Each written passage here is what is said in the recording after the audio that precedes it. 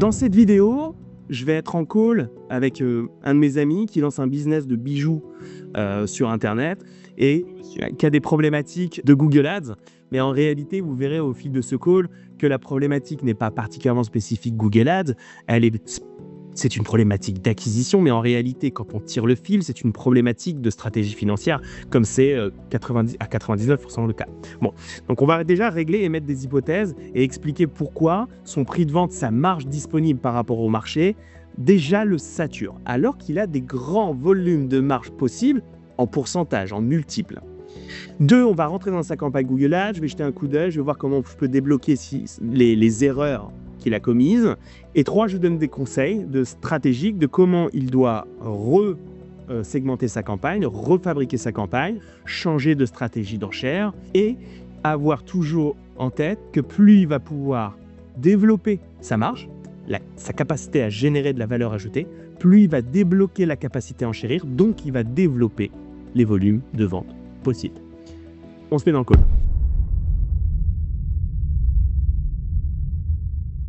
Bonjour monsieur, comment allez-vous? Bonjour monsieur. Ça va mon ami? Très bien et toi? Bah ouais, écoute. Bon, raconte-moi.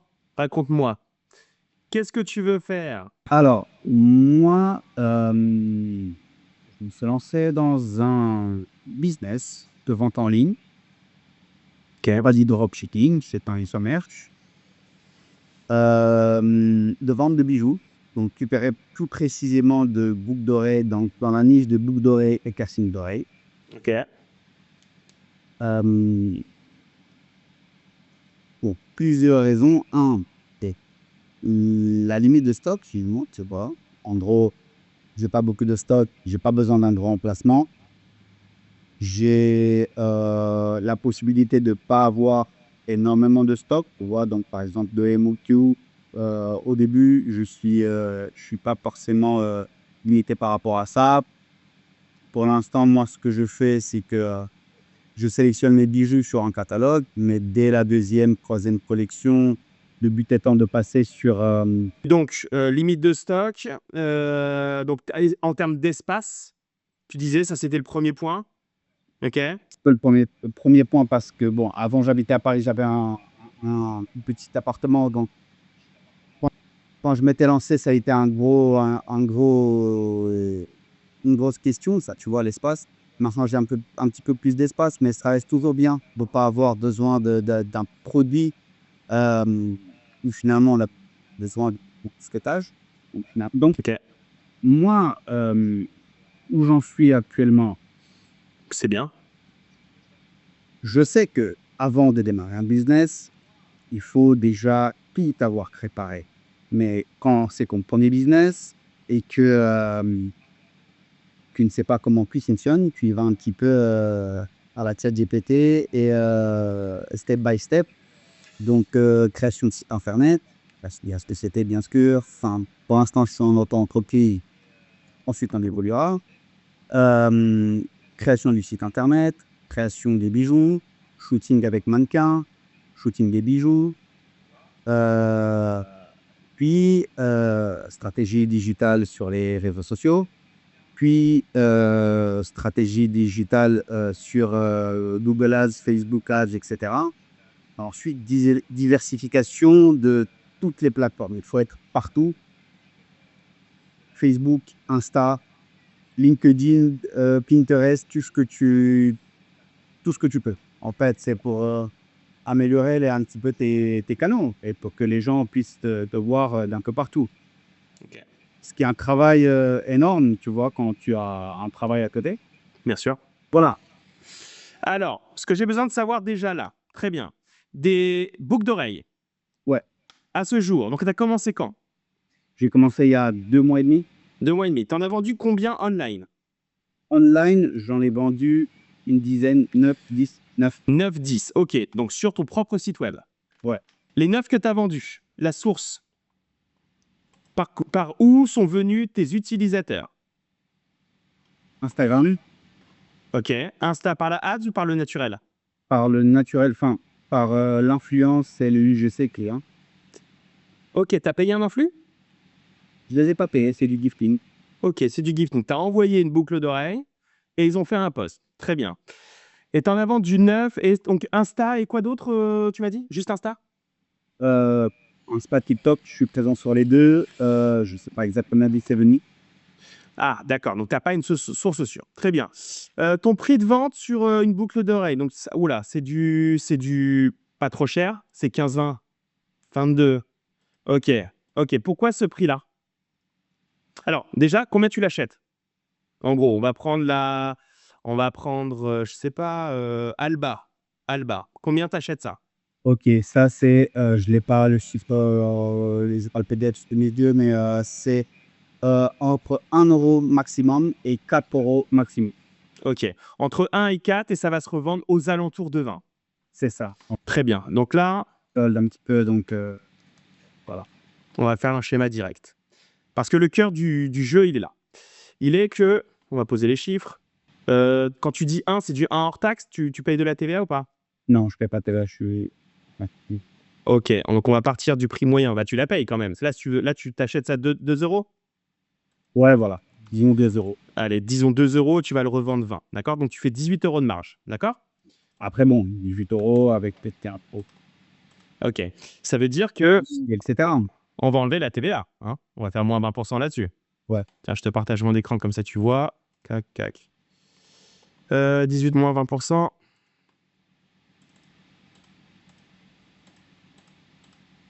Évidemment, on n'est pas au détail près. Je sais, il y a des frais de shipping, il y a des machins, électricité, tout ce que tu veux. Ok? Mais ça va donner une vision relativement claire. Donc, on va dire qu'il y a le packaging. Ok, grosso modo, à ton avis, tu gagnes quoi? Tu fais 10 euros?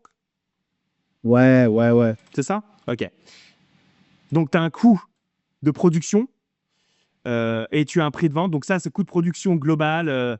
Et ensuite, là, ici, tu vas avoir ton prix de vente 10. D'accord? Donc, en grosso modo, dans ce calcul-là, tu fais 8 de marge. On est bien d'accord? Yes. Ok. Donc, ton seul enjeu à toi, c'est d'avoir un coût d'acquisition par client au grand maximum supérieur à 8. En gros, on va prendre un truc simple, on va prendre la publicité, parce que c'est un petit peu le sujet d'aujourd'hui. Il faut que tu puisses acheter un client 8 euros. Grand maximum. À partir de 8, tu perds de l'argent. Sous 8, tu en gagnes. Alors, si tu es 7, tu n'as gagné que 1 euro. Si c'est 2, tu n'as gagné que 5 euros, et ainsi de suite. D'accord? Mais n'empêche que déjà là, sur la partie financière, en fait, finalement, ton jeu, il est complexe. Parce que acquérir un client à 8 euros en publicité, c'est extrêmement compliqué. D'accord? Et même si tu l'achetais à 8, tu vois bien, même si tu l'achetais à 6, parce que ça peut exister, il y a des thématiques où on peut aller chercher du client à 6 en ads. Sauf que, même si tu l'achetais à 6, tu vas faire 2 euros de marge par client. OK? Pour un rendement, vendre 1000 bijoux pour, tu vois. Pour gagner 2000. Exactement. En plus, tu vas avoir, si tu vas aller chercher du volume, tu vas arriver dans un problème de courbe à rendement décroissant. C'est-à-dire que aller chercher une dizaine, une quinzaine de clients à 8 ou moins en ads, très compliqué, mais pas du domaine de l'impossible. Mais s'il te faut 1000 clients pour aller chercher de ces fameux 2000 euros, ça, c'est impossible. Parce que tu ne vas pas pouvoir coupler volume et coût d'acquisition bas. D'accord? Donc déjà, en fait, mathématiquement parlant, t'es mort, t'es bloqué par le paid. Ouais. Et tu vas me dire, bah, d'accord, très bien, bon, bah ok, donc le paid classique, c'est mort. Ok, on va couper ce canal-là, mais tu vas me dire, mais je peux faire l'organique.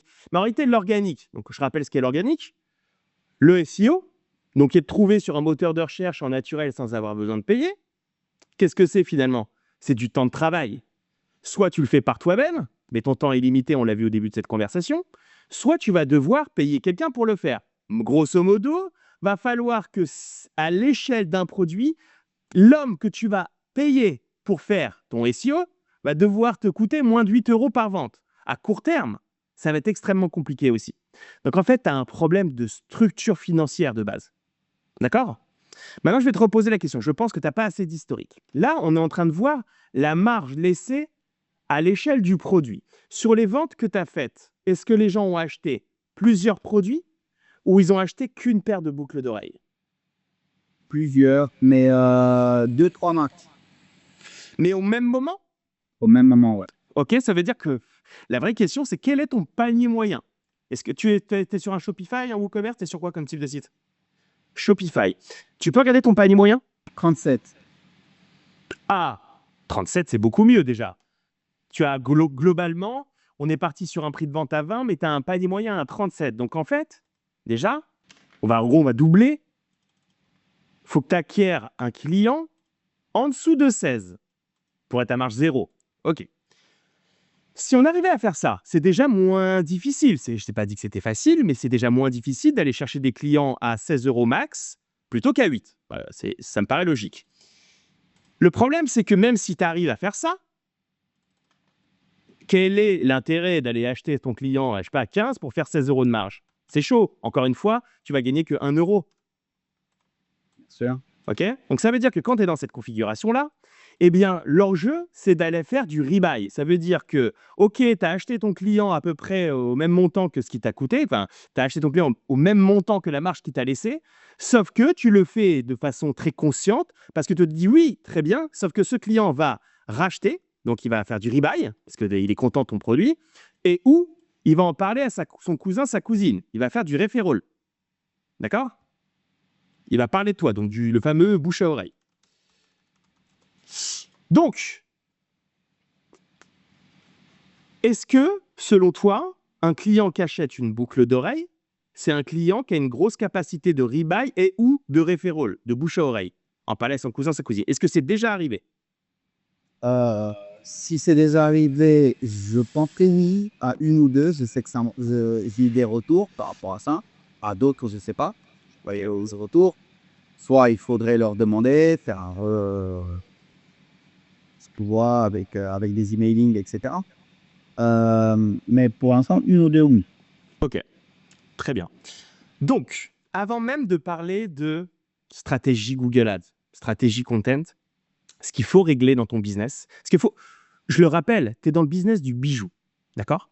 Le business du bijou, il a une très, très, très, très, très grande force. Il a une valeur perçue extrêmement forte. Il y a un décalage, et tu me l'as prouvé, il y a un très gros décalage entre le prix que tu achètes ça et le prix que tu pourrais le vendre, C'est ça. ok? Sauf que là, est-ce que tu profites pleinement de ce phénomène? Parce que oui, tu vas dire, déjà, c'est pas mal, tu achètes 2, tu vends 20. C'est pas déconnant. C'est pas déconnant, mais le problème, c'est encore une fois, c'est que le prix, il est assez bas. Ah bah oui, donc le prix est assez... Donc c'est pas déconnant, tu as fait une marge, si tu veux, en valeur assez intéressante. Sauf que, malgré ça, c'est pas suffisant. Ça veut dire que quand tu es dans le bijou, tu dois profiter pleinement de la force de ce produit, c'est-à-dire fabriquer beaucoup plus de valeur ajoutée. En réalité, tes boucles d'oreilles, tu devrais avoir comme target, non pas de les vendre 20, mais de les vendre peut-être plutôt 59 ou 79. Je comprends. Tu comprends? C'est la seule clé. Et comment ça s'appelle, ça, de passer d'un prix de vente de 2 et pour le vendre 79? Ça veut dire que ton seul focus aujourd'hui, c'est de créer de la valeur ajoutée. Ça va être le moyen le plus facile de réussir dans ton biz. Encore une fois, le problème là-dessus, c'est que je suis d'accord qu'il faut le vendre à 59. Mais mes concurrents, enfin, tu regardes, ils n'aiment pas ce prix-là. Ah ouais? Qui sont tes concurrents? Qui sont mes concurrents? Nébuleuse Bijoux, Ok, nébuleuse. D'accord? Ils sont très chauds, c'est-à-dire tu connais, ça en volume, c'est fort, c'est gros? c'est fort, c'est fort. C'est depuis le lancement, je crois qu'ils ont 10 millions de chiffre d'affaires. D'accord. Et tes pricing, c'est ça? C'est du 20 balles?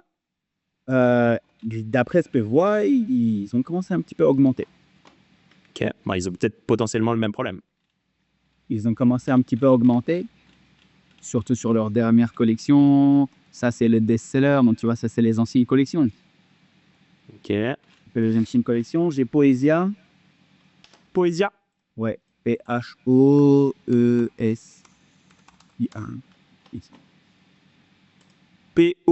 Pohesia. Ok. Ça, Donc, ce que tu es en train de me dire, c'est que ça, c'est tes concurrents. D'accord? C'est tes concurrents, tu les définis parce qu'ils ont une vraie place sur le marché, font du volume, et globalement, ils vendent à peu près le même produit que toi. La qualité, c'est la même, la qualité, c'est sensiblement la même. Ouais. sensiblement la même, et les prix de vente, par contre, tu vois, bon, est-ce qu'ils sont un peu plus hauts? 30, 25, 25. Ok. Leur canal d'acquisition, tu les vois en pub? Comment je peux trouver ta boucle d'oreille, là, en search? Est-ce que je peux la trouver, ta boucle d'oreille, en search? La mienne, Bah, peu importe. Qu'est-ce que je dois taper pour tomber sur un de tes produits, par exemple, ici? On est d'accord, là, ici, tu appelles ça Alba. D'accord? Donc, tu as un petit problème même de SEO, si tu veux, de référencement naturel. Moi, j'aurais dû appeler ça piercing, tu vois.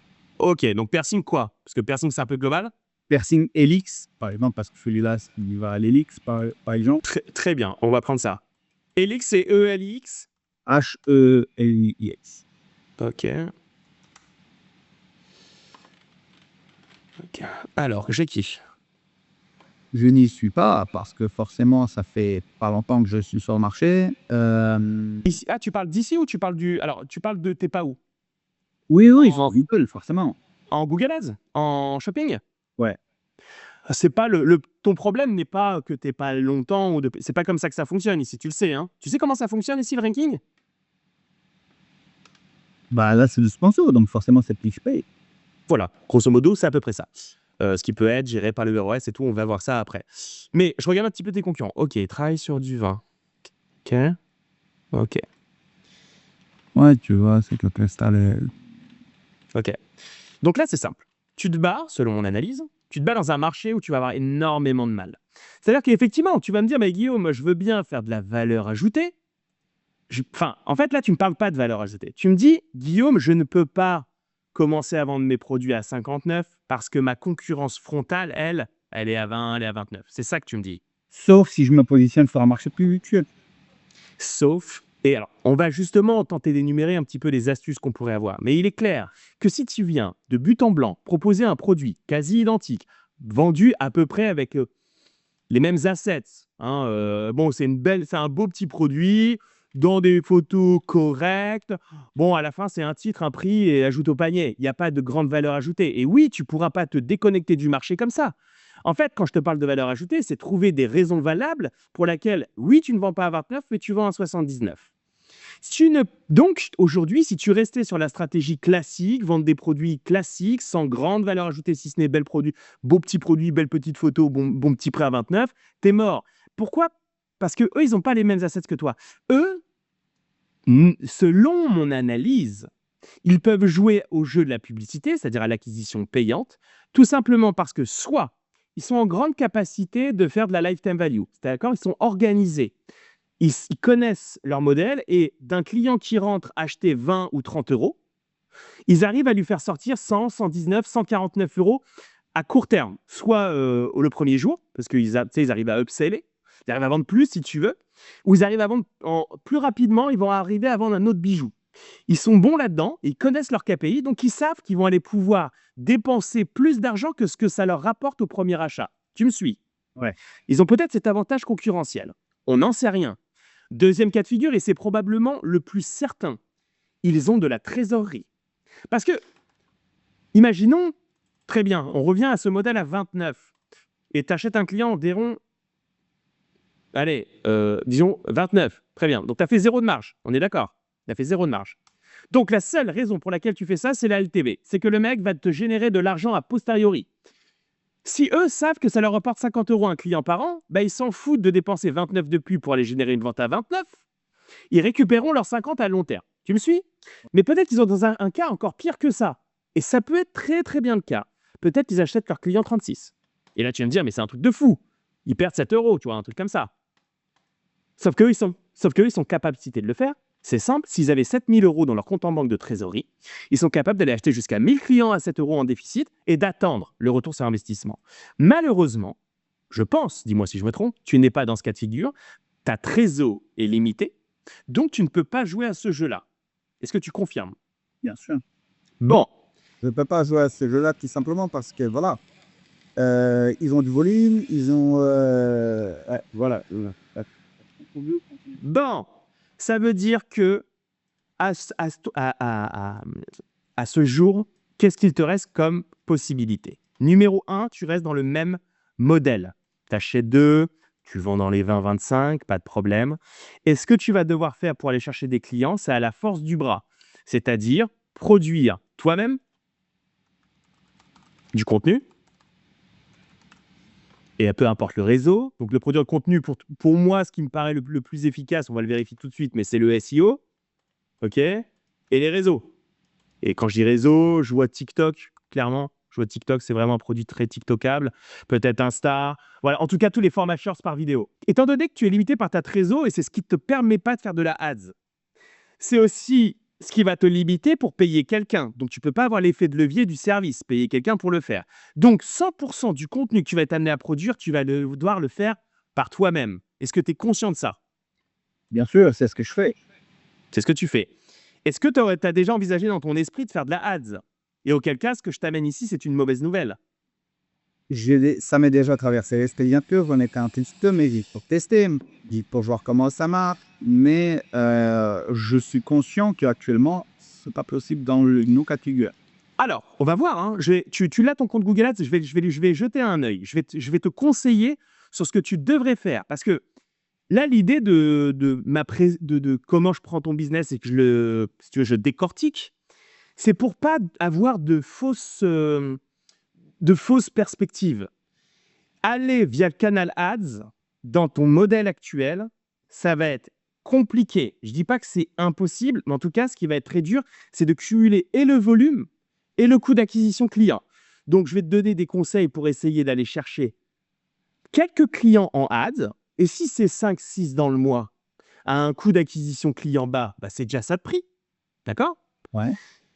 Mais il ne faut pas t'attendre à aller chercher 1000 clients, 2000 clients ou même 100 clients avec ce modèle-là. Tu vas être limité de ta trésor. En fait, ce qu'il faut comprendre, si tu veux, je prends toujours ce modèle-là. Plus tu veux de clients, plus ça va te coûter cher à chaque nouveau client. Bon, quand tu fais de la musique, tu achètes ta guitare à 300 €. Elle sonne très bien à 300. Puis après, tu vas chercher le très haut de gamme à 6000. Elle ne sonne pas 20 fois mieux. Elle coûte 20 fois plus cher, certes, mais elle sonne peut-être 4 fois mieux. D'accord? Donc, plus tu vas monter en gamme, plus tu vas payer très, très, très, très cher le petit pourcentage de kiff supplémentaire. En acquisition client, c'est pareil. Plus tu veux monter en volume, plus chaque nouveau client va coûter de plus en plus cher. Donc, ce qui est peut-être pas impossible, et il n'y a que le test qui va nous le montrer, c'est d'aller chercher quelques clients. On va serrer comme un citron Google Ads. D'accord? Je vais te montrer comment on va faire. On va le serrer comme un citron. Et qu'est-ce qui va nous arriver? Soit il n'y arrive pas, donc, on pourrait débrider légèrement plus, puis ainsi de suite, et ainsi de suite. On verra un peu le breakpoint, si tu veux, le sweet spot. Mais il va nous apporter, s'il y arrive, hein, avec des ORS de ce type, quelques clients. OK? Mais ça sera déjà ça de prix si on y arrive. De l'autre côté, le gros effet de levier, ça va être l'organique que tu vas produire toi-même. Évidemment, tu tombes dans le scénario. Si tu es limité par ton temps, tu vas être limité par ta capacité de production. Tu vas être limité pour ton acquisition. Ce qui veut dire que tout ça, c'est une question de temps. Il n'y a aucune mauvaise nouvelle là-dedans, si ce n'est tu vas réussir à avoir les volumes, le volume de chiffre d'affaires, le volume de marge, mais il va te falloir du temps, ok? Des mois, des années. Ouais. L'autre, donc en gros, maintenant je vais te présenter c'est quoi le modèle qu'il faudrait vraiment mettre en place pour accélérer le temps. Parce que c'est simple, la manière la plus efficace d'accélérer le temps, c'est le paid, c'est l'acquisition par la pub. C'est clair. C'est simple, si tu changeais tout simplement, et on n'y revient là-dessus, donc tu me changeais ça, tu me changeais ton 25 en 79, tu achètes 2, tu vends 79. Alors là, d'un coup d'un seul, en un claquement de doigts, tu mets dans le rétroviseur tous tes concurrents. Pourquoi? Parce que quand toi, tu vends 79 pendant qu'ils vendent 29, tu es en capacité d'enchérir, hein, d'acheter plus cher, en fait, de surenchérir par rapport à eux. Eux, ils vont pas comprendre ce qui leur arrive, ils vont perdre leur position, mais en fait, tu as juste changé complètement le modèle. Et comment tu as fait? Tu as apporté le coup de magie. Et cette magie se trouve dans la valeur ajoutée. Alors, c'est facile à dire, pas facile à faire, mais prenons des exemples. Comment tu pourrais passer d'un truc vendu 29 à un truc vendu 79? Donne-moi des idées. À part améliorer la qualité de ton produit, qui soit impeccable, améliorer le matériau, par exemple, tu vois. T'es certain de ça? Pardon? T'es certain d'améliorer? Parce que là, on est bien d'accord. Alors, améliorer la qualité de matériaux, qu'est-ce qui va se passer? Non, en vrai, je suis pas forcément sûr, parce que quand je regarde, par exemple, Louis Vuitton qui est bio, Ouais. est moins que la mienne. Et ouais. Et Nickel. ouais. Et donc, dans ce cas-là, c'est quoi comme matière tes bijoux? Moi, c'est de l'argent plaqué or. C'est de l'argent plaqué. Alors, ça veut dire que, selon moi, si tu commences à augmenter la qualité de produit, tu vas augmenter ton prix d'achat. Donc, en fait, tu as juste un petit peu déplacé. Hein, on est d'accord. C'est-à-dire que si tu augmentes la qualité de produit, mais tu n'es pas capable de la chiffrer, et je ne sais même pas hein, si cet argument, c'est-à-dire, j'y connais rien, mais quantité d'or, est-ce que ça joue? La quantité d'or, tout ça pour. Ok, ça joue. Plus tu vas ajouter des microns d'or, ça c'est en microns, ça se compte le plaqué or. Ouais. 3 microns, c'est le minimum. Ensuite, tu peux mettre 6-7 microns. Ouais, Tu veux qu'un bijou ne bouge pas dans le temps du tout, tu vois. très bien. Donc, ce que ça veut dire, c'est que pour augmenter la qualité chiffrable et donc augmenter le prix, malheureusement, tu vas devoir augmenter ton coût d'achat. Et donc, en fait, finalement, d'une certaine manière, tu as un peu déplacé le produit. La valeur ajoutée qu'il nous faut, c'est une valeur ajoutée perceptible, chiffrable, qui va vraiment déclencher les ventes, donc et en augmentant le prix, sans avoir à changer mon coût ici.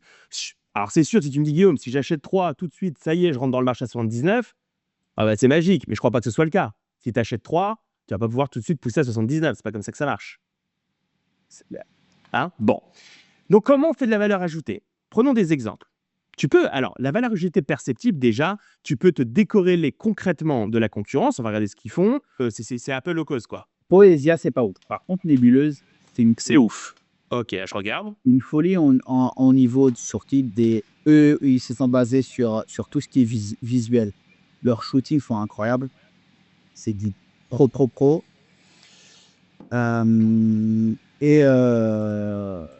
Ils ont encore pas mal de marge d'amélioration. Ils pourraient Ouais, je crois. Alors déjà, rien que ça, parce que souvent, c'est le plus facile. C'est pas mal, oui. Mais c'est pas mal pour un produit vendu 15. Ta référence en termes de marketing, ça doit être le luxe. OK? En gros, ta référence. Ouais, c'est qui? Swarovski. Ouais, comment ça s'écrit déjà? SWA. Ça. Parfait. OK, alors je regarde. Et là, ça, c'est. Ils se sont positionnés sur des luxe, par exemple. Après, bon, on pas vraiment de piercing d'oreille et de boucle d'oreille. Tu vois. Ils en font, mais c'est pas leur cœur. Très bien. Très bien. Donc le premier acte, même si, très honnêtement, je pense qu'il faut voir même plus grand que Swarovski. En termes de marketing visuel, je ne pense pas que ce soit ce qui se fait de mieux. Il faut que ton bijou, tu l'intègres dans de la photographie, dans de la vidéo, porté par une femme. Bref, il faut que tu fasses du très haut de gamme. Tu vas sur le site de Porsche, la Porsche, elle est surmarketée. OK? Ouais. Tu vas chez Porsche, tu es transformé. Donc déjà, tu crées de la valeur ajoutée perceptible parce que ton marketing, il terrasse tes concurrents. En gros, c'est la différence entre actuellement, tu me vends un Oppo, un téléphone Oppo, là, et moi, je te dis, il faut que tu me l'appelises. Tu vas me surmarketer l'écran, la photographie, le storytelling, tu vas me surmarketer. Ça, c'est déjà un premier lot. Parce qu'il y a des gens qui vont pas être sensibles à ça. Ils vont se dire, je préfère le moins cher. Tout comme les gens vont dire, j'achète une voiture, elle a 4 roues, elle roule. OK. Et il y a des gens qui vont être sensibles au Porsche. Et en réalité, si tu viens monter à 79, qui n'est pas un prix très haut, dans un packaging de prix haut, de marketing très haut de gamme à 500 E, là, tu vas commencer à toucher une cible dont le prix n'est pas le problème. Ça, c'est le premier truc. Évidemment, c'est le marketing. OK? Tu me suis? Pour être intéressant, moi, j'ai pensé à cette idée-là. C'est fondamental. Mais encore une fois, il faut y aller. Aujourd'hui, donc, il faut y aller, surtout les shootings, etc. Super top, tu vois. Et t'as l'IA maintenant. Bien sûr, tu as maintenant ma nouvelle collection, j'essaie de la faire avec ChatGPT, etc. OK. Mais c'est un thé, je pas encore bien vu. Pas parfaitement. Bon, ça viendra. Le meilleur à faire, la première collection, si tu regardes, j'écris une mannequin. Tu peux aller par exemple sur mon site internet, tu verras que dans la collection Sipid, première. Alors, la collection Ferry, par exemple. OK. Là, ça, c'est des vraies photos, par exemple. Tu vois, faire recours. Mais d'ailleurs, là, c'est une vraie photo, on est d'accord? Ouais. OK. Quand tu as cette base-là, tu n'as plus trop le problème. Tu peux faire du set extension. De cette base initiale, tu peux. Parce qu'effectivement, le bijou, il va être altéré par IA, c'est clair. Par contre, si tu as déjà cette base-là, tu peux déjà dézoomer, tu peux la mettre dans un écrin, tu peux la mettre à Dubaï, tu peux la mettre sur un yacht. Parce que là, on parle bien de prendre l'utilisateur qui serait intéressé et que tu le transportes dans un monde très haut de gamme. C'est comme ça que tu vas pouvoir faire le switch. Bref, il y a du travail à faire sur IA, mais en fait, ton problème, ce que tu me dis, c'est oui, bon, bah super. Enfin bon, c'est du temps de travail. Mais bon, on est en train de parler de choses qui stratégiquement vont complètement débloquer ton acquise. Parce que si tu me sors là, si tu revenais aujourd'hui, tu me dis Guillaume, j'achète 2, je vends 79. Mais c'est une boucherie en termes de volume qu'on te fait, en termes de paid. Une boucherie. D'accord? Donc en fait, tout ça, c'est beaucoup plus stratégique que pour savoir cliquer sur quel bouton dans Google Ads. Maintenant, comment on fait de la valeur ajoutée si on veut aller, OK, le marketing, il est pas mal, mais à court terme, je ne vais pas pouvoir le faire. Donne-moi des idées. Relis-moi, j'ai pas entendu. Tu as des idées pour faire de la valeur ajoutée? Comment on vend ton produit plus cher? Ah, pour vendre le produit plus cher. OK, custom, personnalisation. Personnalisation, OK. packaging, Eh ouais, packaging. Alors, tu vois, les deux pour moi, packaging, pour moi, les deux là, les deux peuvent cohabiter. Parce que custom, je peux poser la question très clairement, est-ce que tu peux customiser, tu peux graver sur ton bijou le nom de maman, Josiane? OK, donc c'est compliqué. Et pourtant, custom, on sait que ça va te créer de la valeur ajoutée potentielle.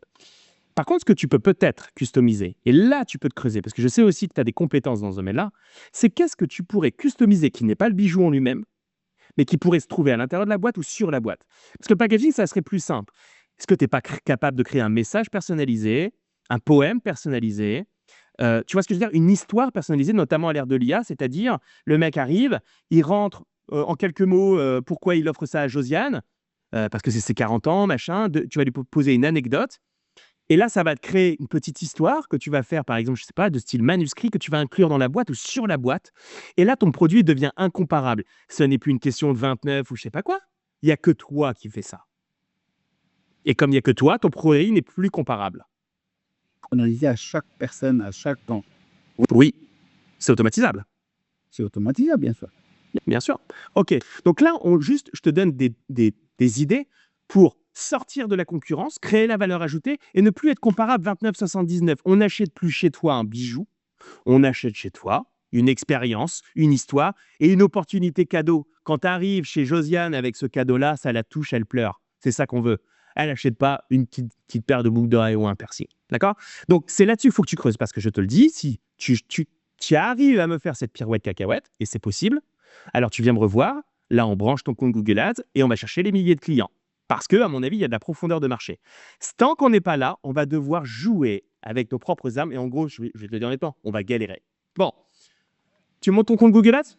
Ok, donc pourquoi j'ai vu tout de suite que tu avais une problématique déjà de configuration? Regarde ce petit icône, je vais zoomer. Ce petit icône me montre, celui-là, tu le vois ici? Ouais.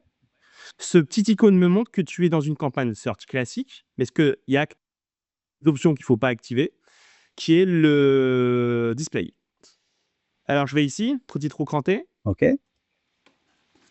Normalement, je devrais voir ce que j'ai vu. Ma première campagne, elle a été faite via ce que j'ai vu un petit peu sur Internet et ChatGPT. C'est vrai que j'ai aucune. Non, C'est normal aussi que il y a des clips qui j'ai montré, tu vois. Et ah ouais, non, mais c'est Google Ads. C'est truffé de petites cases à cocher qui va te prendre ton argent. Alors bien sûr, toujours enrobé de sucre en t'expliquant que c'est probablement très bon. Eh oui. Alors, c'est simple, ces deux cases-là, par défaut, tu décoches. Qu'est-ce que ça veut dire ici? Ça veut dire que tu vas te diffuser non pas uniquement sur Google, mais sur des partenaires. D'accord? Les partenaires, globalement, c'est moins quali. Je ne dis pas qu'il faut jamais l'allumer, mais tu l'allumes quand c'est déjà quelques semaines, quelques mois que tu brûles, que ça tourne, et que tu manques un petit peu de volume en termes de présence. Ça peut s'activer, ça peut se tenter. D'accord? Mais c'est très rare. ajouter un petit coup de boost parfois. Voilà, mais je veux dire ça, c'est quand tu sais exactement ce que tu fais et que tu as tout testé à part ça. Et ensuite, le réseau display, c'est quoi? Ça veut dire qu'en plus de t'afficher dans le moteur de recherche quand quelqu'un va chercher, ce qu'on veut vraiment quand on fait du Google Ads, ça veut dire que ça va venir s'afficher sous forme de bannière sur des sites partenaires. C'est simple, ça, c'est le meilleur moyen de brûler du cash pour rien. Si un jour tu fais du display, parce que tu aurais le droit d'un jour tenter le display, mais encore une fois, on fait du display quand on a tout testé. Si un jour tu veux faire du display, tu fais pas ça, tu mélanges pas les deux campagnes. Tu fais une campagne à part pour le display. C'est pour ajouter un autre canal de montagne. Exactement, exactement. Sauf que, ça, tu fais pas ça à ton niveau de budget, tu n'as pas besoin. Bref, piège, piège. Donc, maintenant que j'ai fait ça, Ça disparaît. Là, je suis sur une search classique. Bon, quoi qu'il en soit, de toute façon, je vais là la regarder.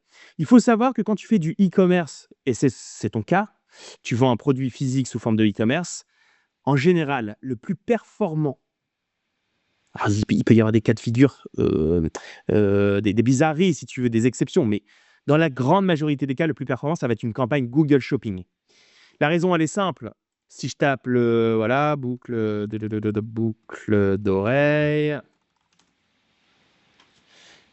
Donc là, toi, tu fais de la publicité comme ça, d'accord? En search classics, tu me confirmes. Donc, et ici, c'est du shopping. L'intérêt de shopping, c'est que si tu veux, avant que la personne clique, c'est-à-dire que te coûte de l'argent, elle va voir un produit, un prix, un titre. Grosso modo, elle a déjà une information essentielle. Tu préfiltres déjà. Ici, ce qui va te manquer dans la majorité des cas, bon, bien sûr, tu peux avoir un titre, tu peux avoir un peu de description, mais surtout, t'as pas vraiment, tu contrôles pas la photo qui s'affiche. Exact. En fait. Exactement. Donc, déjà, stratégiquement, je te conseillerais fortement de couper ça et de créer une campagne shopping. Tu savais que ça existait, hein, les deux. Search et shopping. OK. Quelle est la raison pour laquelle tu n'as pas fait du shopping directement? Je pensais qu'en faisant les 2, bah, j'ai 2 fois plus de ventes, mais en fait non, parce que Mais tu ne fais pas les deux. Tu ne fais qu'une seule, là. Tu n'as fait que du search classique. Tu n'as jamais activé shopping, d'après ce que je vois. OK, OK, tu savais pas comment mettre. Enfin, voilà. C'est parce que vraiment, tu n'as pas regardé comment faire une campagne shopping. être un petit peu mis plus en avant sur les pages, mais finalement, OK, avec ça, donc je te rappelle, donc je vérifie quand même, hein, parce que à moins que tu l'aies déjà fait qu'elle soit coupée, je vais mettre sur toutes. OK, la seule et unique campagne que tu aies fait dans ta vie, tu n'aurais jamais eu une chance d'apparaître ici, c'est impossible parce que ce type de campagne que tu as fait ne peut t'afficher qu'ici. Alors, comme tu as coché display, ça peut t'afficher aussi sur les endroits ou sur les colonnes de droite des sites, mais jamais de la vie tu seras affiché là, jamais. Et pourtant, c'est l'endroit, c'est le meilleur endroit sur lequel tu dois t'afficher. D'accord? c'était en premier et ouais, en fait, mon tout premier, en plus, on voit ton produit. Mais oui, et puis je te dis, tu préfiltres. Donc, lorsque tu vas payer un clic, tu as un taux de probabilité de convertir avec un client bien plus élevé qu'ici. Ici, il faut en faire, mais dans un second temps, en tout cas dans ton cas, tu dois couper tout de suite celle-ci et créer une campagne shopping. D'accord? Ça, c'est numéro un. Ensuite, ta stratégie d'enchère. Donc ici, tu sais ce que tu as fait d'un point de vue conversion, c'est-à-dire tu es au clair? En gros, ce que tu as fait ici, c'est est-ce que tu indiques bien, on va le vérifier, mais selon toi, est-ce que tu indiques bien, si quelqu'un achète sur mon site, l'information que quelqu'un a acheté, OK, qu'il y a eu une vente, remonte bien à Google? Est-ce que tu t'es posé sur ce sujet-là pour le faire, pour l'implémenter? Que ça remonte à Google, ouais. Ah oui, avec, le lien avec Shopify, on perd. Oui, le lien avec Shopify, remonter les conversions. C'est fait ça, la liaison? Je sais que je me suis penché dessus, je suis pas sûr que ça a été acheté correctement. OK, on check tout de suite. Bon, je crois que Shopify, c'est plutôt bien fait là-dessus.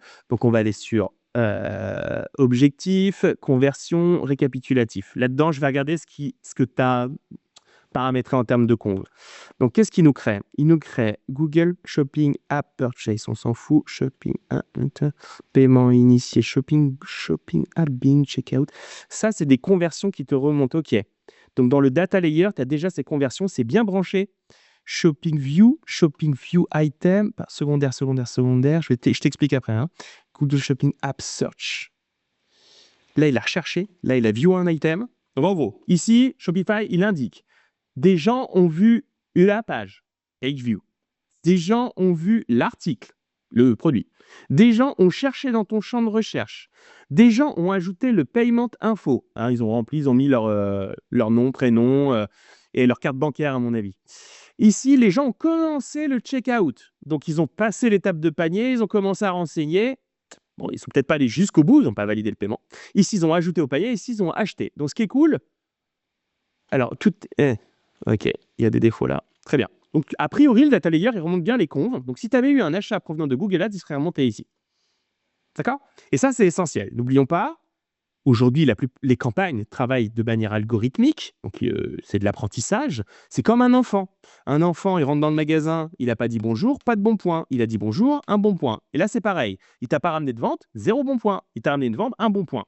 Et c'est nécessaire, tout comme un enfant, il est nécessaire d'avoir ces informations-là pour progresser. Parce que si tu dis jamais à un enfant que c'est bien qu'il ait dit bonjour, il dira plus jamais bonjour. Et bien là, c'est pareil. Tu dois dire à Google, c'est bien ce que tu fais pour qu'il continue, pour qu'il comprenne dans la direction dans laquelle il doit prendre. Son ciblage, quelle enchère et tout. D'accord? Donc c'est essentiel et bravo, c'est fait. Alors, je vais regarder juste un truc. Est-ce que tu remontes la valeur ici? Parce que ça va être essentiel.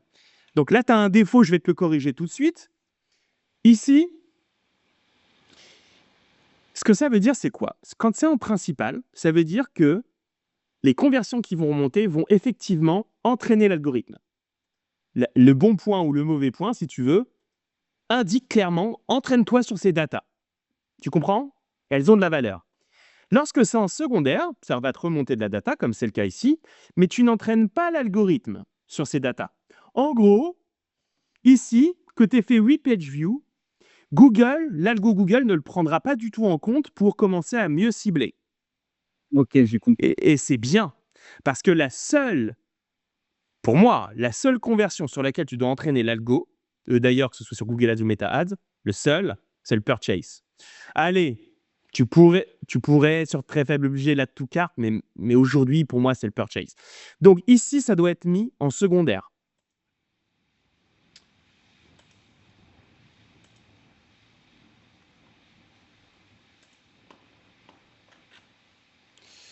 Ok? Tu rentres là-dedans, tu mets secondaire. Ça, cette conversion là to carte ne doit pas entraîner l'algo. Ok. Ok, je te le fais sur l'autre. C'est l'achat finalement. C'est la page de finalisation d'achat. Non, l'add to cart, c'est qu'il a pris le produit, il a cliqué sur ajouter au panier. Ok, d'accord. Ok?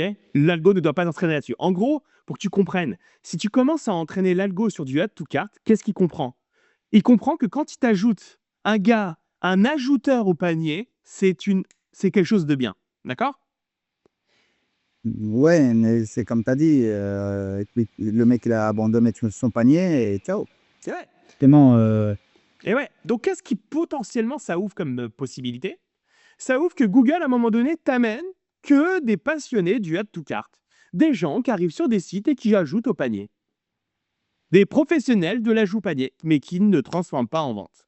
Donc, on ne va pas prendre ce risque d'entraîner l'algo sur des ajouteurs panier. Même si je comprends très bien, ben oui, mais si imagine des gens qui ajoutent au panier, ça va peut-être être des gens qui vont acheter. C'est ça qu'on peut se dire. Oui, mais non. L'algo est suffisamment performant aujourd'hui pour t'amener des ajouteurs au panier qui n'achètent pas. Donc, on va le fixer uniquement sur le purchase. ok. Ok, j'ai compris. Ça, c'est la base. Modifier.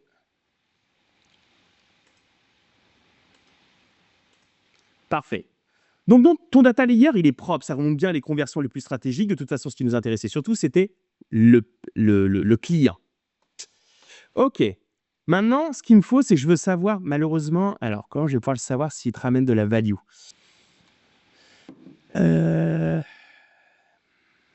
Il faudra regarder, est-ce que je pense que tu ne l'as pas là? Sinon, je pense que je le verrai ici. Si, je pense quand même qu'il va te remonter la valeur. Hein.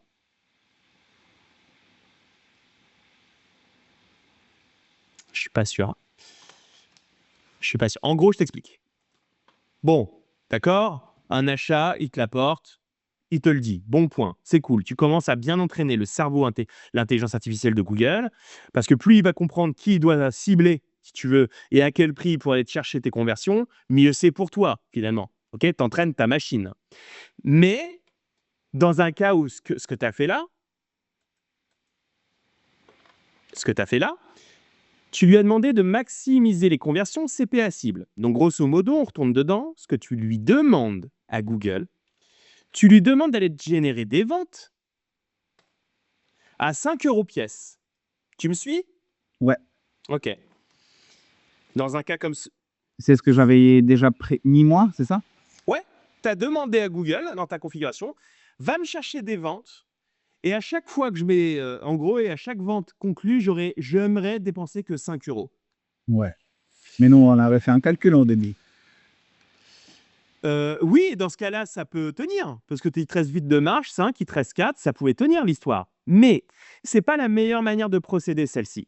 Parce que ici, il fait abstraction de la valeur qu'il va te générer. Et donc, ça va te limiter. Je t'explique le cas de figure. Imagine-toi, bon d'accord, il s'entraîne à aller chercher des clients pour 5 euros. Et toi, tu te dis ça parce que tu dis, bah, je vends mon produit 5, j'aimerais bien avoir des comptes à 5. Mais en faisant ça, il te limite sur ta quantité de visibilité. D'accord? En gros, ça veut dire quoi? Ça veut dire je veux enchérir assez bas.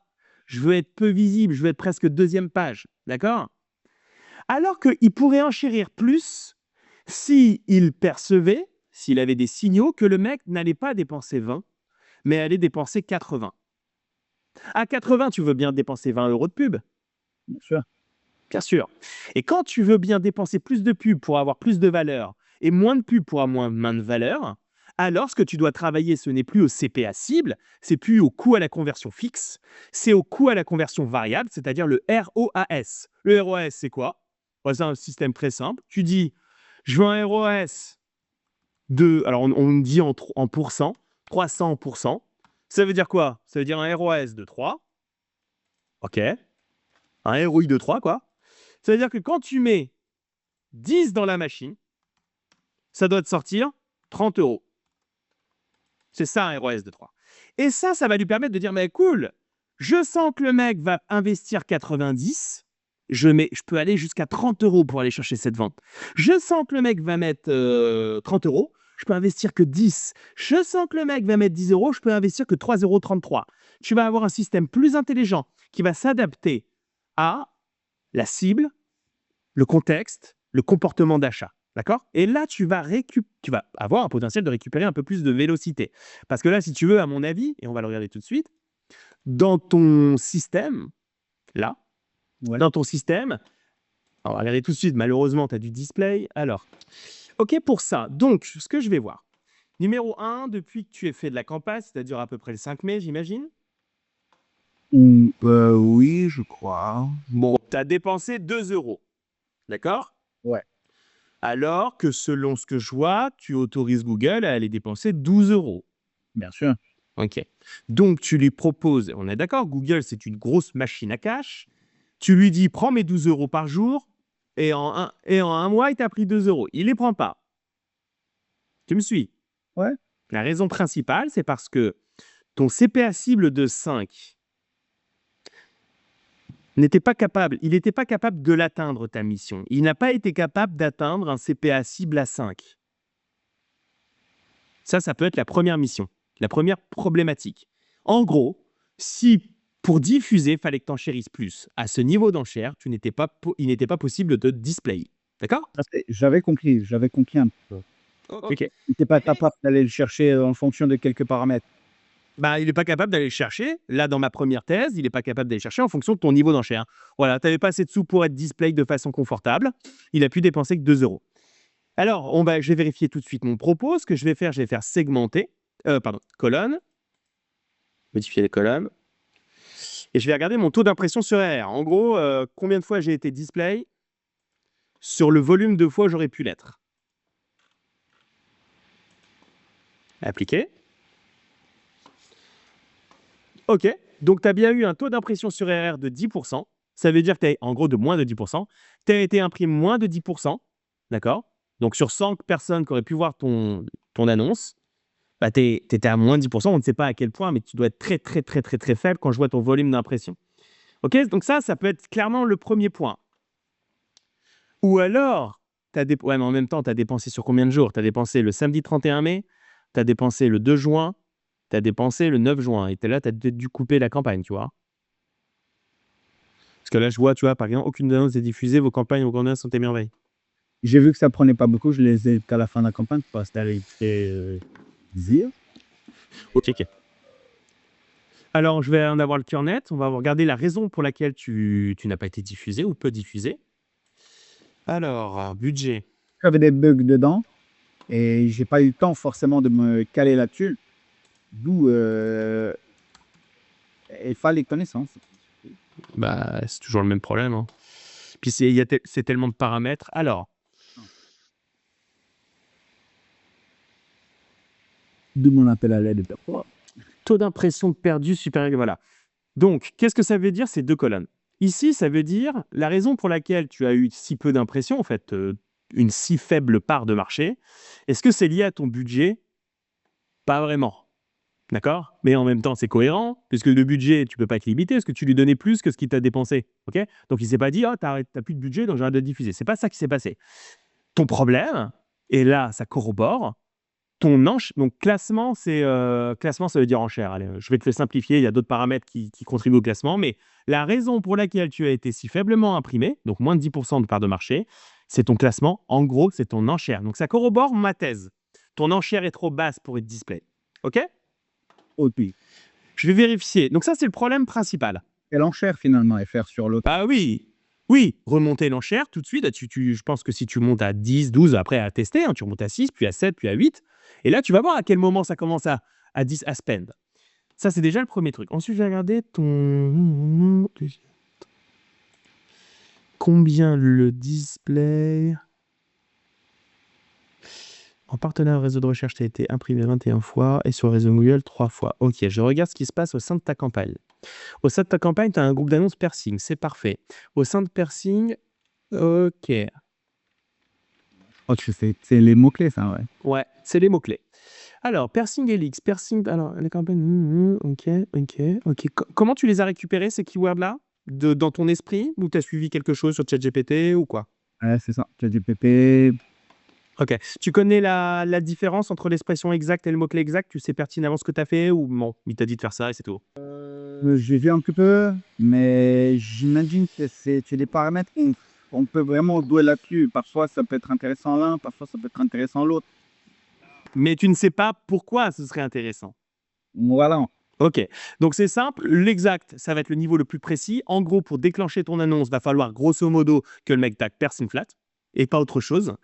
L'expression va élargir et donc lui, il va comprendre que si le gars, si tu cibles Persing titane en expression exacte, bon, grosso modo, si le mec tape bijou titane, ça pourrait déclencher aussi. Bijou titane, ouais. D'accord? Donc en gros, on active l'expression exacte consciemment quand on se dit, en cumulant mes keywords exacts, c'est cool, j'ai des conversions, mais j'en ai pas assez, je manque de volume de display. Là, tu vas ouvrir un peu plus grand. Alors, je vais regarder ce qui s'est passé concrètement.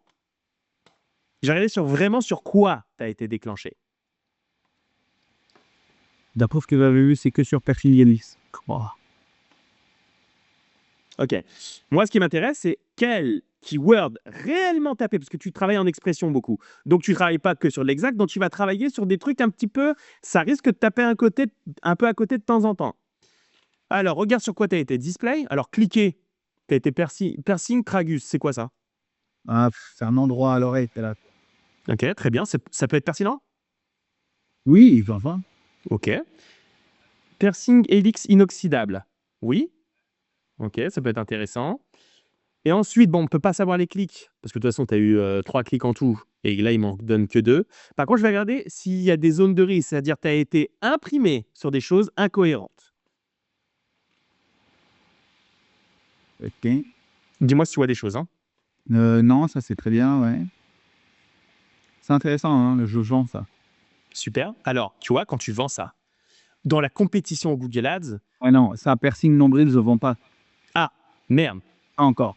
Ok, très bien. Donc, du persing nombril, tu n'en vends pas. Donc, imagine-toi, tu as été affiché. Si tu avais été cliqué, tu aurais dépensé quelques centimes d'euros, voire des euros, sur un mot-clé qui amène à un produit que tu ne vends pas. Tu me suis? Pas bon. Donc, quand c'est ça, je te l'ai fait vite fait. Nombril, je ne le fais pas. Ce que je vais faire outils, bibliothèque partagée, liste d'exclusion. Ce que je vais faire une liste de mots-clés. Donc, ici, je vais appeler produit non vendu. Produit pas proposé, tiens, pas proposé. Et je vais ajouter nombril ici. Je fais enregistrer, d'accord? Ça, cette liste, je la prends et je la fais appliquer aux campagnes, laquelle la seule que j'ai. OK? À partir de maintenant, plus jamais ton annonce ne s'affichera si quelqu'un, dans sa requête, a tapé nombril. Il peut taper Persing nombril, mais il peut aussi taper tasse à café nombril, peu importe. Plus jamais tes annonces s'afficheront. Donc, si un jour tu reproposes du nombril, reviens jeter un œil sur ta liste d'exclusion de mots-clés et supprime-le. Ok. D'accord? Et ça, c'est un travail, dès que tu vas travailler sur de l'expression, tu es obligé de rentrer dans un mécanisme, je check, j'extrais, je check, j'extrais, pour éliminer les mauvaises herbes. OK? C'est très clair. OK. Hop, on revient là-dessus. Donc, en fait, ce qui te manque, déjà, ce qui te manque, c'est plus de profondeur dans ta campagne. Tu as un problème d'enchères potentielles, d'accord? Mais tu as quand même imprimé un peu. Et n'oublie pas, là, ici, on essaye de serrer le citron à Google. Oui, je ne vais pas aller chercher des volumes monumentaux, mais je vais aller chercher, si tu veux, je vais aller chercher les miettes que tu peux me donner. C'est ça. Et quand tu es dans un marché de miettes, tu joues pas à ça, tu joues pas à avoir un seul groupe d'annonces. Tu joues à jouer sur plein de groupes d'annonces pour aller chercher plusieurs petits lots de miettes. Plein de lots de miettes, à la fin, tu es peut-être capable de faire une baguette. Donc là, tu vas plus profondément. On est d'accord, tu fais pas que du piercing aujourd'hui, si? Et non, je voulais en faire deux d'ailleurs. Je fais du piercing et des boucles d'oreilles. Tu fais du piercing et des bouts d'oreilles. Donc, Enfin, c'est pas vraiment la même chose. Les piercings, on va dire, c'est les parties qui sont en cartilage. ok, Ouais, c'est les parties qui sont dans le lobe. ok, Il y a des nanas qui sont percées au lobe ok, et il y a des ok, nanas qui ont un peu plus span de piercing qui vont être percées un peu pliées.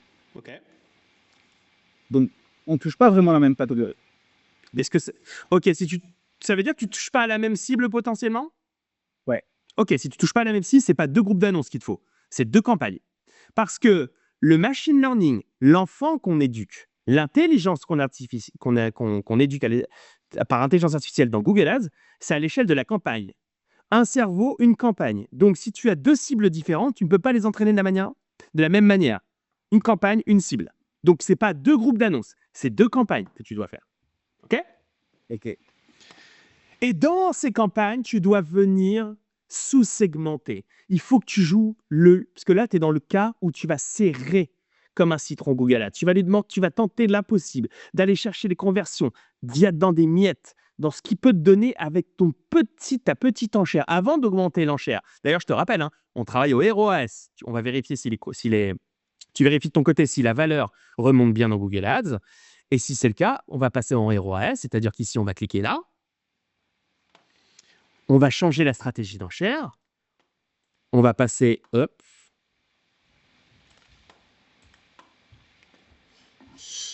Maximiser la valeur de conversion. Définir. ROS, je sais pas. Alors, ROS, je sais pas. Là, en l'occurrence, quand j'investis 5, je veux 20. L'équivalent, toi, c'est du 400%. Ok. Et Ok. qu'est-ce que tu fais pour faire Ce que ça veut dire, 400, parce que là, je me mets au même niveau que ton CPA cible. Tu m'avais dit, en gros, dans ta tête, c'était quand je mets 5, je veux une vente à 20. C'est ça que tu t'étais dit en faisant ça, à mon avis. Bah là, je te fais l'équivalent. 400%, ça veut dire quand tu mets 5, il te sort une vente à 20. Quand tu mets 10, il te sort une vente à 40. Quand tu mets 20, il te sort une vente à 80. Ok. D'accord? Fois 4 de ton investissement. J'enregistre. Ça y est, on a switché. Juste, de toute façon, je vais la vérifier ta campagne. Demain, je jetterai un petit coup d'œil, voir si elle tourne. Et je vais vérifier à la première vente ce que je veux voir dans la valeur de conversion. Donc, colonne modifiée. Valeur de conv.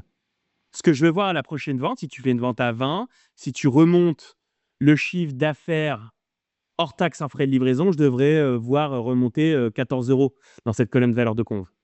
Et si c'est le cas, c'est bon, on est bien paramétré. Bon, n'empêche que à ces niveaux d'enchères, tu vas un peu sous-renchérir, à mon avis, par rapport au marché. Donc, ton boulot là, c'est de sous-saucissonner tes groupes d'annonces. Dans ta campagne, donc ici, il faut que tu l'appelles piercing, d'accord? Ouais. Campagne piercing. J'avais bien fait. Je voulais en faire une deuxième avec campagne double d'oreille. Parfait, c'est exactement ce qu'il faut faire. Et dans ta campagne piercing, tu ne peux pas te satisfaire que de... Alors déjà, je te le dis, tout ce qu'on fait là, ça sert à rien parce que ce qu'il te faut, c'est une campagne shopping. Donc, ok, tu tapes dans le chat GPT comment créer une campagne shopping. Bref, tu tentes de le faire. J'irai jeter un coup d'œil, voir si c'est bien fait. Dedans, dans ta campagne piercing, tu vas sous-segmenter. Si on restait sur campagne search, tu vas saucissonner. Plus de pertinence. En gros, une requête piercing Helix n'est pas une requête piercing Tragus. Enfin, j'imagine, qu'est-ce que c'est Helix, qu'est-ce que c'est Tragus? C'est des endroits. Des endroits, ouais. Très bien. Donc là, je vais vérifier. Mais en gros, que le mec tape Helix, Tragus, cartilage, est-ce que ce qu'il voit, c'est ce groupe d'annonces? C'est cette annonce, pardon. C'est cette annonce qui se déclenche. Et dans cette annonce, Alors, on va prendre tout de suite le mot-clé cartilage. Ici, quelqu'un tape piercing cartilage. Dans ton annonce, il n'y a pas un seul endroit où il voit piercing cartilage. On est d'accord? Ouais. C'est comme si tu dis, t'arrives dans une concession, tu dis bonjour monsieur, je voudrais une voiture rouge. Le mec te montre le parking, il n'y a pas de voiture rouge, qu'est-ce que tu fais? Tu repars. C'est pareil. Le mec voit l'annonce, il voulait piercing cartilage, il voit pas de cartilage. C'est bête, hein, tu vas dire. Hein, on parle pas de cartilage, on parle de piercing, certes, mais pas de cartilage. Il s'en va. Ça a été les mots que j'ai mis moi au début. Et en fonction de ce que les gens recherchent, je vais devoir revenir modifier plein. Exactement. Alors, j'ai une petite astuce que je pourrais implémenter qui est l'outil d'insertion de mots-clés qui va dynamiquement prendre le mot-clé qui est tapé et qui va te le mettre ici. Mais je ne te conseille pas de faire ça à ce jour. Ce que je te conseille, c'est un groupe d'annonces qui va parler de piercing, cartilage. Et on va aller même plus loin et on va essayer de le découvrir rapidos. Et pour simplifier, il tape piercing, cartilage. L'annonce parle de piercing, cartilage. Et attends, je n'ai même pas regardé la page de destination parce que la page de destination doit aller sur ton piercing, cartilage. Et là, il arrive où? Sur la page des piercings. Global. Et donc, il n'y a pas que des piercings cartilage, j'imagine, si? Peut-être. Si, c'est OK. cartilage là. C'est déjà une good mood.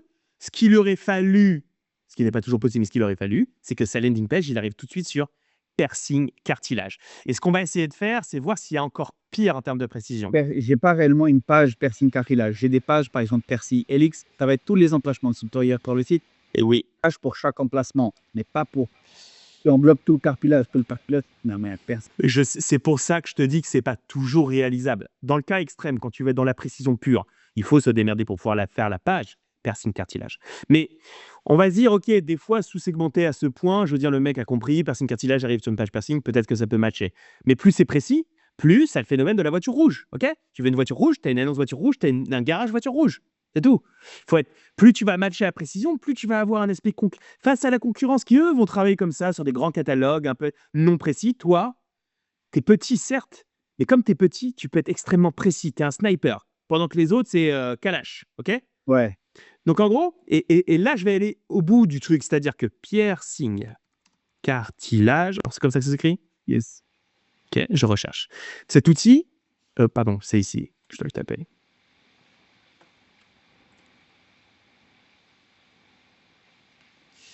Cet outil va me montrer tous les mots contenant à la fois piercing et à la fois cartilage. D'accord? Ouais. Bon, c'est un outil qui n'est pas donné, certes, mais c'est un outil qui va me donner ce genre de truc. Parce que, OK, pour piercing, cartilage, on va se dire, OK, c'est pas très long train, tu vois, c'est un sniper, mais c'est un sniper un peu global. Ce qu'il va falloir que tu trouves ici, et c'est ça qui va aussi te permettre de faire de la valeur ajoutée, c'est trouver les petites pépites un peu précises où tu excelles. Alors, je vais essayer d'en trouver une. Qu'est-ce qui fait que tu vois que c'est une technique? Ben, alors là, c'est de l'expérience. Mais si tu veux, souvent, une pépite, c'est quoi? C'est une micro-niche dans ta niche. Donc toi, tu es dans la niche t'es dans la niche bijoux. Mais en fait, tu es dans la sous-niche. Tu es dans la sous-niche, on va prendre notre cas ici, piercing. Puis après, là, on a été encore plus sous-niché. Piercing, cartilage. D'accord? Puis ensuite, ce que j'essaie de trouver, c'est qu'est-ce qui se passe après, qu'est-ce qui est encore plus précis que piercing cartilage. Si tu veux, et pourquoi ça, si tu travailles de façon extrêmement segmentée et précise comme un sniper, imagine-toi si j'étais en recherche d'une méthode perte de poids. OK, pour moi. Moi, je mesure 1m72. Imagine-toi si je tape méthode perte de poids rapide pour homme 1m72. Tu avais la requête, elle est très précise. Ouais. J'ai deux annonces qui s'affichent devant moi. Une annonce qui dit programme perte de poids. Et j'en ai une autre, c'est programme perte de poids pour homme brun de 1m72. Qu'est-ce qui me parle? Bah, tu vas toucher celle qui te touche le plus.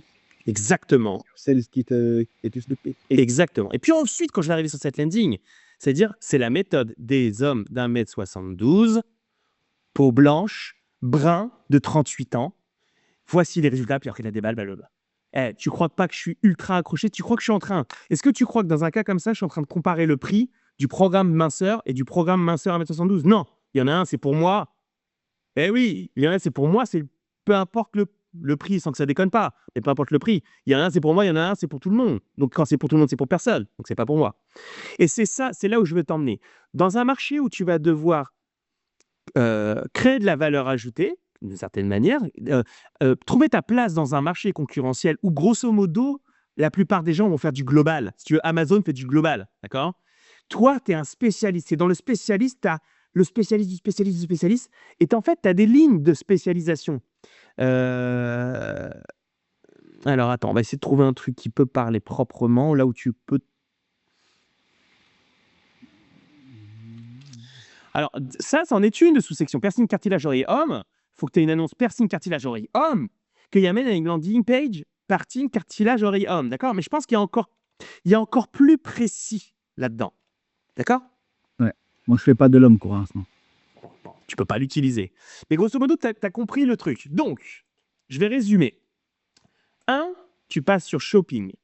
Shopping, de toute façon, tout ce qu'on vient de se dire va avoir moins d'importance que shopping, c'est ton flux produit qui va générer l'annonce et qui va générer la pertinence. D'accord? Mais tu vas créer une campagne shopping et tu vas lui mettre un ROAS de 4. Je pense que c'est à peu près le bon ROAS. Tu regardes s'il y a de l'impression, s'il y a du clic. S'il y a de l'impression qu'il y a du clic et tu as au moins une commande qui arrive à toucher la target de ROAS de 4, alors tu vas commencer à faire une vente, 2 ventes, 3 ventes. Et tu n'auras pas 36 millions de ventes parce que tu es saturé par ton faible niveau de marge. Mais ce sera déjà une première victoire.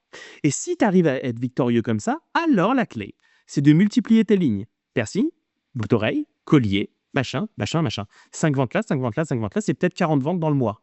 Un bon truc. Et pendant que ça tourne, tu me fabriques de la valeur ajoutée sur tes products. C'est la valeur ajoutée, c'est ça qui va complètement débloquer stratégiquement ta campagne Google Ads et ton business. Bien sûr. Est-ce que tu as des questions, mon ami? C'est clair. C'est clair.